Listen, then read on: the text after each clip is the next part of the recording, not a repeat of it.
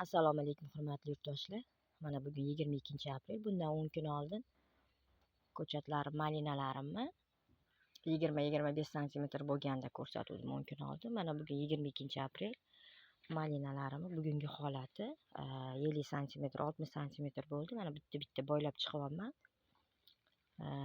Qanchalik mehr berib sevsangiz, shuncha ko'chatlaringiz juda ham chiroyli, hosildorligi ham juda ham zo'r bo'ladi. Mana bugungi holat. Shu sekin gullashni boshlayapti. Mana g'uncha ochib. Juda ham ajoyib. Har bir kasb o'ziga yarasha ham mashaqqati bo'ladi, ham sevib mehr berib ishlasangiz zavqlanasiz.